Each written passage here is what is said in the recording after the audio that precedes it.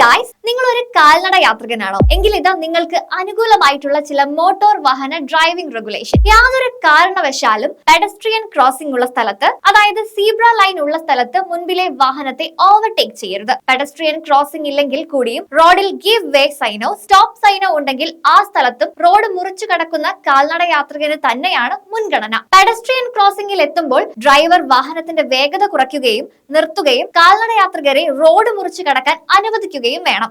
റോഡിൽ വാഹന ഗതാഗതം തടസ്സപ്പെട്ട് വാഹനങ്ങൾ സുഗമമായി നീങ്ങാതെ നിൽക്കുന്ന സമയത്ത് ഡ്രൈവർ ഒരിക്കലും പെഡസ്ട്രിയൻ ക്രോസിംഗിലേക്ക് വാഹനം ഓടിച്ചു കയറ്റി നിർത്തി കാൽനട യാത്രികർക്ക് പെഡസ്ട്രിയൻ ക്രോസിംഗ് ഉപയോഗിക്കുന്നതിന് തടസ്സം നിൽക്കരുത്. പെഡസ്ട്രിയൻ ക്രോസിംഗിന് മുമ്പായി വച്ചിരിക്കുന്ന റോഡിലെ സ്റ്റോപ്പ് ലൈനിൽ വാഹനം നിർത്തുമ്പോൾ യാതൊരു കാരണവശാലും വാഹനത്തിന്റെ മുമ്പിൽ തള്ളി നിൽക്കുന്ന യാതൊരു വാഹന ഭാഗവും പെഡസ്ട്രിയൻ ക്രോസിംഗിൽ എത്താൻ പാടില്ല. ഈ നിയമങ്ങൾ പതിവായി തെറ്റിക്കാനുള്ള സുഹൃത്തുക്കൾ നിങ്ങൾക്കുണ്ടെങ്കിൽ അവർക്ക് ഈ വീഡിയോ അയച്ചു കൊടുക്കൂ. ഒപ്പം മറക്കാതെ ലൈക്കും ചെയ്യൂ.